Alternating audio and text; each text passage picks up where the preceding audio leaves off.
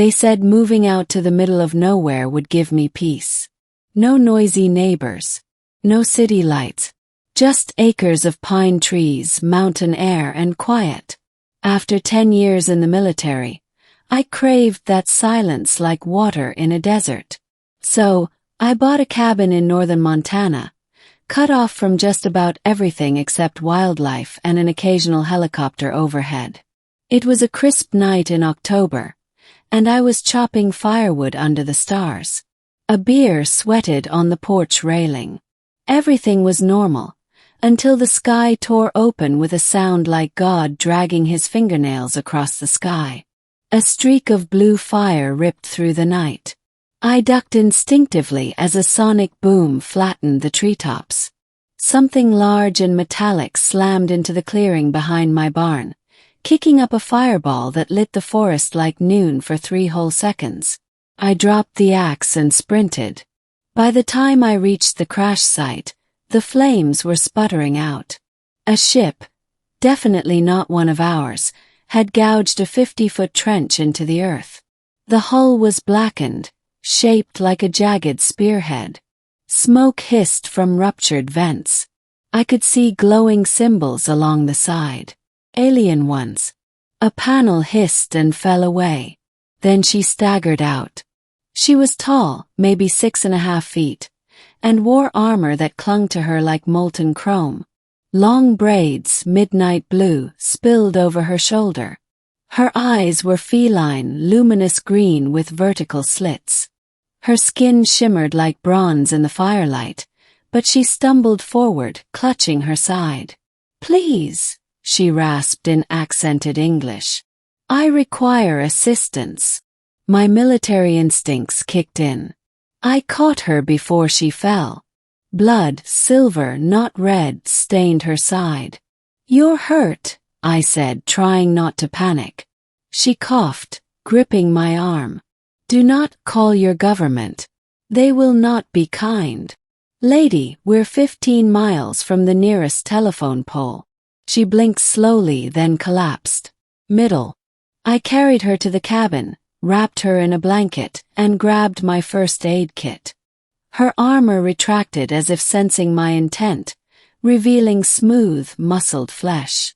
The wound looked like shrapnel. I cleaned it carefully, using antiseptic and sutures. She flinched but didn't cry out once. Hours later, she awoke with a start, eyes wild. "Where am I?" "My home," I said, calmly holding out some water. "You crash-landed behind my barn. You're safe for now." She eyed me suspiciously, then took the glass. "You are human." "Last I checked. Name's Jack. I am Karathel, warrior commander of the Vrexery Vanguard. My vessel was damaged during escape. I require shelter while I repair the emergency beacon." And blinked. "Vrexery. Escape. You mean from someone?" She hesitated. "The Zarn." I'd never heard the name, but her expression said enough. "Bad guys." She nodded grimly. "Slavers. Predators. My people fought them for centuries. We thought them extinct. We were wrong. And they're after you. They will come," she said, "to silence me. I carry information they do not want shared." Leaned back. "You sure picked one hell of a place to crash." "Your planet is backwater," she said, not unkindly. "But remote. Undetectable if I disable the beacon." I had no choice. "You said you needed to fix the beacon." "To send a message to my people," she clarified. "Once done, I will destroy it." We sat in silence for a moment. "You saved my life," she said. "Why?" Shrugged. "You asked for help." She tilted her head. "Many humans would not have." "Well, I'm not most humans." She looked at me differently after that. The next few days were strange. Karathel was physically recovering fast. "Alien biology," she explained. Her bones were reinforced with metallic carbon. Her organs capable of hyper-regeneration. But she still needed rest, and my food, though weird to her, kept her going. I introduced her to peanut butter. She devoured it like sacred fuel. When I wasn't patching up her armor or helping her scavenge pieces from her ship, we talked. She told me about the Vrexery, an interstellar coalition of warrior clans who'd rejected the Empire's brutality. Her people lived by a code: fight with honor, protect the innocent, never submit to tyranny.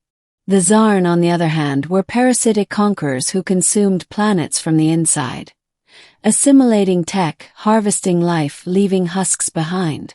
Karathel had intercepted their transmission. Earth was on their scouting list. Froze. They're coming here. Sooner than you think. That's why I must warn my fleet. The wreckage of her ship was useless. But the beacon, a crystalline orb she salvaged, still flickered with faint power. Over the next 3 days, we scavenged wiring from my truck and solar panels, fusing ancient human engineering with advanced alien tech. She was impressed. Your grasp of mechanics is intuitive, she noted. Were you a soldier? He nodded. Special forces. 8 tours. You fight like my people, she said softly. But you're kinder than most warriors. I didn't know how to respond. Something in her tone made my chest tight. That night, I caught her staring at me while I slept by the fireplace. When our eyes met, she didn't look away. Climax. The beacon was nearly complete on the 6th night. We were laughing over a crude joke I made about her armor's unfortunate wedgie angle, when everything stopped. The power flickered. My generator went dead. The forest outside grew still. Karothel's eyes narrowed. They're here. I reached under the couch for my rifle. No, she said, pressing her hand against my chest. Bullets won't stop them. We run. But this is my home. She looked torn, then growled in frustration. Then we fight. Together. We barely made it to the wreckage before the first Zarn appeared. They looked like a hybrid between mantis and machine.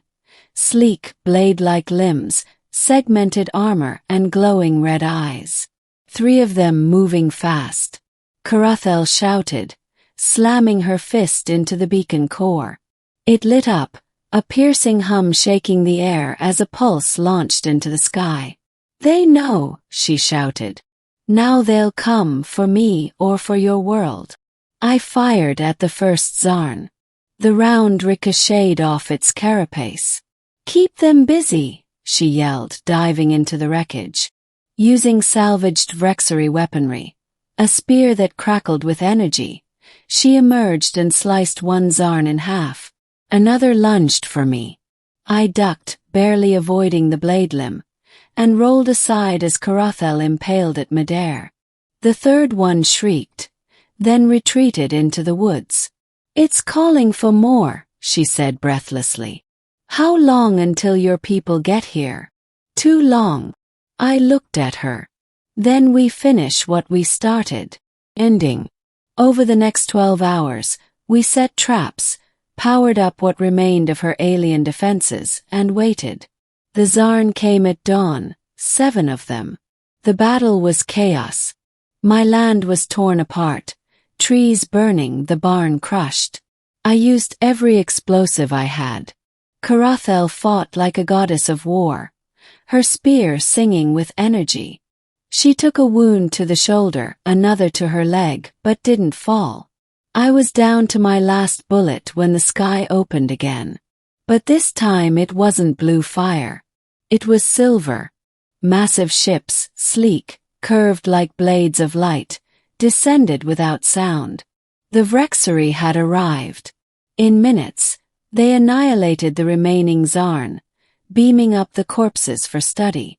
A tall male in regal armor approached, speaking to Karathel in their native tongue. She replied with pride, gesturing to me. Then she turned to me. You saved me. Twice. I smiled, wincing from a bruised rib. Guess we're even now.